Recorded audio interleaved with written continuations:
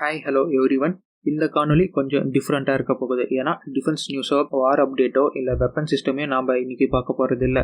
2024க்கான Jio politics எப்படி இருக்க போகுது அப்படின்னு இந்த 2023 போக்க வச்சு கணித்த சில விஷயங்களை உங்களுக்காக நான் இப்போ சொல்ல போகிறேன். 2024 ஏற்கனவே 2023 ஏற்பட்ட பழைய பஞ்சாயத்தை இன்னும் முடியாம இருக்கும் நிலையில இன்னும் பல அச்சுறுத்தல்கள் வரவிருக்கு. 2 வருஷமா போகும் ரஷ்யா உக்ரைன் போரா இருக்கட்டும், அக்டோபர் 7 தொடங்கின இஸ்ரேல் காசா போரா இருக்கட்டும், ஆப்பிரிக்கால அடுத்தடுத்து வீழ்ந்த ஆட்சிகளா இருக்கட்டும், அதற்கு பின்புலமா இருந்த ரஷ்யாவாக இருக்கட்டும், பல பேருக்கும் தெரியாத குயானாவை ஆக்கிரமிக்க அடிப்படும் வெனின்சுலாவா இருக்கட்டும், அண்ட் லாஸ்ட் நம்ம எல்லாருக்கும் தெரிஞ்ச சைனா தைவான் போரா இருக்கட்டும், இப்படின்னு பல பஞ்சாயத்து 2023 இருந்து 2024க்கு ஷிஃப்ட் ஆகுது. இது இல்லாம மேல சொன்ன எல்லாத்தையும் திருப்பி போடும் அமெரிக்கா, இந்தியா, ரஷ்யா, தைவான் எலெக்ஷனும் இருக்கு. ஸோ 2024 இந்த எலெக்ஷன்ஸ் அண்ட் இந்த பிரச்சனைகள் எப்படி ஜியோ பாலிட்டிக்ஸை இம்பாக்ட் பண்ண போகுது, எது மாதிரியான திருப்பங்கள் நிறைந்த 2024 இது இருக்க போகுது அப்படின்னு ஒரு கிளான்ஸ், நம்மளுடைய அனாலிசிஸ் என்ன, ஆயுதம் அறிவோமின் அனாலிசிஸ் என்ன அப்படிங்கிறத இன்னைக்கு நம்ம பார்த்துடலாம். இந்த காணொலி கண்டிப்பா பெரிய காணொலியா தான் இருக்க போகுது. ஒரே காணொலியை கொடுக்க விரும்புறேன். அப்படி இல்லைன்னா இதை பாகம் 1 பாகம் 2 2 பார்ட்டா நான் உங்களுக்கு பிரிச்சு கொடுக்குறேன். 10 நிமிஷம் அப்படின்னு ஒரு காணொலி இந்த காணொலி வந்துச்சுன்னா கண்டிப்பா இது 2 பார்ட்டா இருக்க போகுது. 10 நிமிஷத்துக்கு மேல வந்துச்சுன்னா இது ஒரே வீடியோ தான். ஓகேங்களா? வாங்க வீடியோக்குள்ள போலாம். Welcome to 2024. இது ஆயுதம் அறிவோம். ஆயுதம் அறிவோம் நேர்களுக்கு அன்பு வணக்கங்கள். நம்ம சேனல்ல defence news, defence weapons and important global news இது போன்ற விஷயங்களை கவர் பண்ணி டீட்டெயிலா டிஸ்கஸ் பண்ணி பேசுவோம். இதுல ஆர்வம் உள்ள நேர்கள் நீங்க இந்த வீடியோவை முழுசா பார்த்துட்டு இந்த சேனலை சப்ஸ்கிரைப் பண்ணலாமா வேணாமா அப்படின்னு முடிவெடுங்க. நான் உங்களை ஃபோர்ஸ் பண்ணல. இந்த வீடியோ முழுசா பார்த்துட்டு முடிவெடுங்க. அது போதுமானது.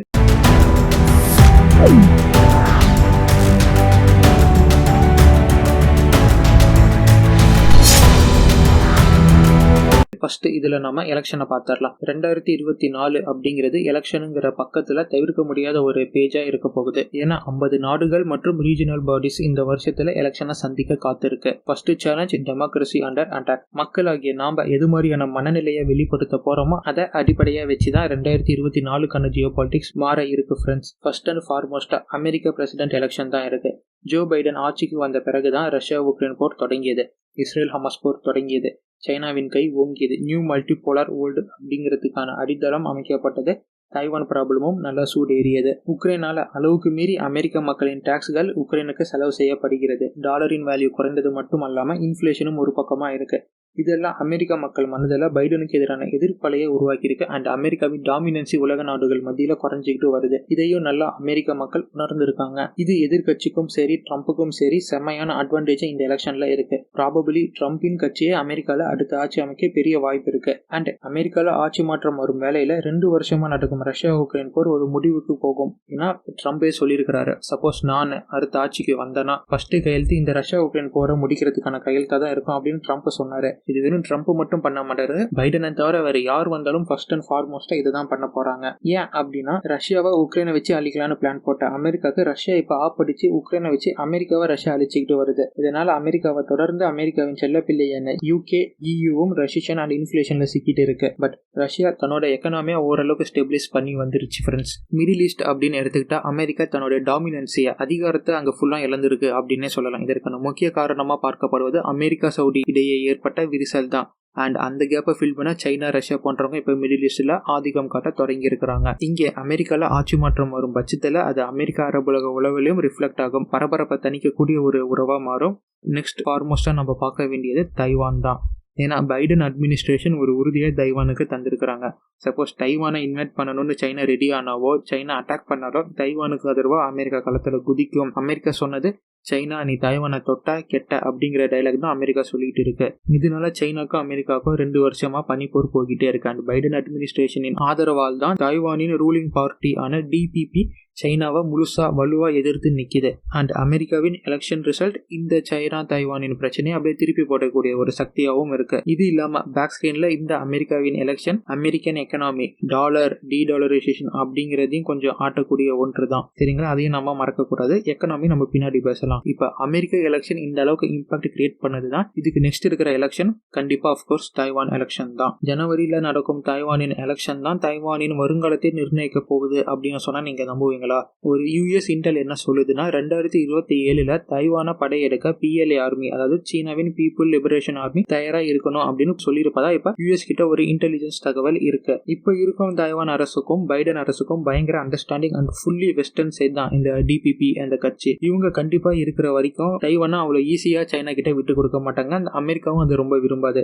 கண்டிப்பா இப்ப இருக்கும் DPP கட்சி கண்டினியூ ஆனாங்கன்னா அடுத்த எலெக்ஷன்ல இந்த சைனா தைவான் அப்படிங்கிற பிரச்சனை போர் அப்படிங்கிற பேர் இல்லாம கண்டிப்பா முடியாது. அந்த சப்போஸ் DPP கட்சிக்கு ஆப்போசிட்டா இருக்கும் KMT பார்ட்டி, அவங்க கம்ப்ளீட்டா சைனா சைடு, அவங்க ஆட்சிக்கு வந்தா போரே இல்லாம தைவான கண்டிப்பா சைனாவுக்கு தர வார்த்து கொடுத்துருவாங்க. எந்த கட்சி வந்தாலும் தாய்வான் சைனா பக்கம் போறதுக்கான சான்ஸ் தான் அதிகமா இருக்கு. அப்படிங்கிற பட்சத்துல அது எவ்வளவு அடி வாங்கி எவ்வளவு இம்பாக்டா அது போகுது அப்படிங்கறது இங்க கொஞ்சம் கொஸ்டின் மார்க்கா இருக்கு. அண்ட் இதை நல்லா உணர்ந்த தைவான் மக்களும் ஒவ்வொருவரும் போருக்கான பயிற்சி எடுத்துட்டு தயாராகிட்டும் இருக்கிறாங்க. அண்ட் அவங்களோட மனநிலை தைவான சைனா கிட்ட டக்குன்னு கொடுக்கணுமா இல்ல சண்டை போட்டு கொடுக்கணுமா அப்படிங்கிற தாய்வானின் மக்கள் மனநிலையே இந்த ஒரு தீர்மானத்தை எடுக்கக்கூடிய ஒரு சக்தியா அங்க இருக்க போகுது. அமெரிக்காவின் எலெக்ஷனை தொடர்ந்து அடுத்த மிகப்பெரிய இன்ஃபுளுன்சா இருக்க போகுது தைவானின் எலெக்ஷன் தான். அடுத்து எந்த எலெக்ஷன் பெரிய அளவுக்கு இன்ஃபுளுன்சரா இருக்க போகுது அப்படின்னு பார்த்தா நம்ம இந்தியா தான். நம்ம இந்தியாவின் எலெக்ஷன் பெரிய அளவுக்கு இம்பாக்ட் தராது அப்படின்னு தான் நம்ம ஆயுத அறிவம் சார்பா பார்க்கப்படுது. ஏன்னா நம்மளோட டிப்ளமேட்டிக் ஸ்டான்ஸா இருக்கட்டும், அணிசேரா கொள்கையா இருக்கட்டும், அதுதான் இதற்கான காரணமா நான் பார்க்கிறேன்.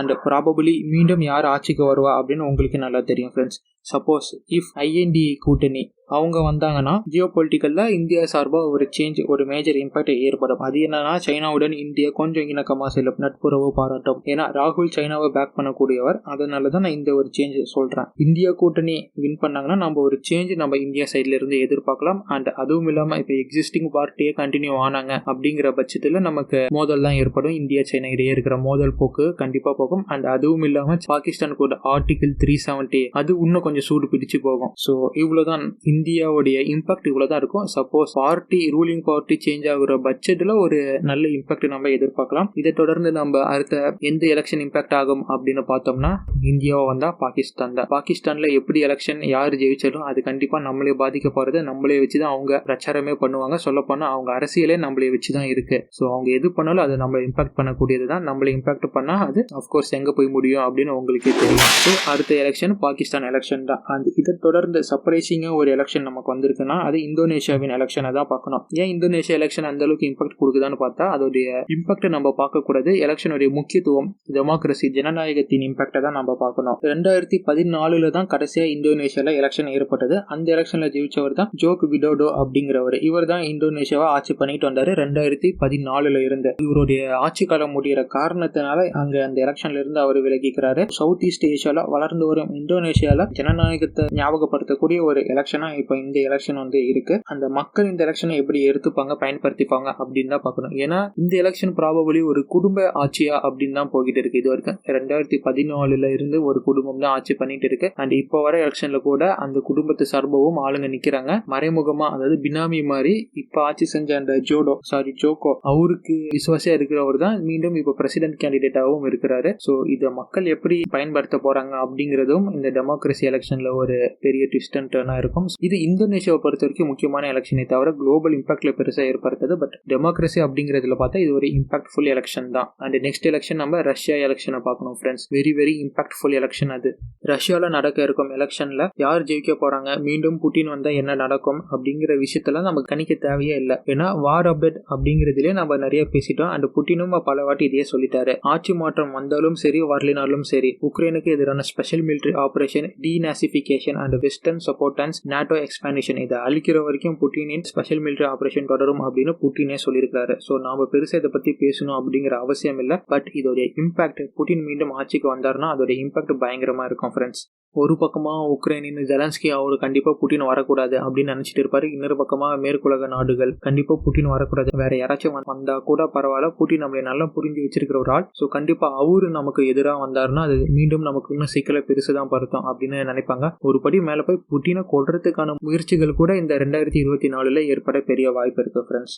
சரி, இம்பாக்ட் இருக்குங்கிறீங்களே, எது மாதிரியான இம்பாக்ட் அப்படின்னு கேட்டீங்கன்னா BRICS, new world order, dedollarisation, the union of USSR, war and NATO expansion இதுலலாம் கண்டிப்பா புட்டின் ஜெயிக்கும் பட்சத்தில் ஒரு பயங்கரமான தாக்கத்தை புட்டின் ஏற்படுத்தக்கூடியவர். இப்ப பல பேருக்கும் காமனா ஒரு டவுட் என்ன இருக்குன்னா, அமெரிக்கால ட்ரம்ப் வந்து இந்த பக்கம் ரஷ்யால புட்டின் வந்தா ட்ரம்ப் சொன்ன மாதிரி இந்த உக்ரைன் போரை நிறுத்துறதுக்கான ஏற்பாடை பண்ணுவாரு. அண்ட் அதே சமயம் புட்டினுக்கும் ட்ரம்ப்புக்கும் ஒரு ஸ்மால் அண்டர்ஸ்டாண்டிங் இருக்கு. இவங்க இருவரின் நட்பால் அமெரிக்கா ரஷ்யா உறவுல ஏதாச்சும் மாற்றம் ஏற்படுமா அப்படின்னு உங்க பல பேருக்கும் கேள்வி இருக்கு. இதற்கான ஆன்சரா நான் சொல்ல வருவது என்னன்னா, டீடாலரைசேஷன் மல்டிபோலார் வேர்ல்ட் அப்படிங்கறதுல புட்டின் ரொம்ப ஸ்ட்ராங்கா இருக்கிறாரு ஃப்ரெண்ட்ஸ். அமெரிக்காவிற்கு எதிரான கொள்கையில எதிராக இருக்கும்போது ஆட்சியாளர்களும் எதிர்த்து நிக்க தான் வேண்டும். இந்த இடத்துல நட்பு அப்படிங்கறத பாராட்ட முடியாது. பிரிஞ்சது தான் ஆட்சி மாற்றம் வரும் அப்படிங்கறத தவிர வேற எந்த மாற்றமும் அங்க வராது. சோ இந்த எலெக்ஷன்ஸ் எல்லாம் தான் 2024 bilateral trade strategic partnership gold வார் இதுல எல்லாம் இம்பாக்ட் ஏற்படுத்தக்கூடிய முக்கிய எலெக்ஷனா 2024 இருக்க போகுது ஃப்ரெண்ட்ஸ். இந்த மாற்றமே புவிசார் அரசியலின் மாற்றமாகவும் பெரிய தாக்கத்தை ஏற்படுத்தக்கூடியதாகவும் இருக்கும் அப்படின்னு ஏதோ எனக்கு தெரிஞ்ச வகையில என்னோட அனாலிசிஸை கொண்டு நான் உங்களுக்கு சொல்லியிருக்கிறேன். அண்ட் இதுக்கு அடுத்தது நம்ம செகண்ட் சேலஞ்ச் அப்படிங்கிறதா என்ன பார்க்க போறோம்னா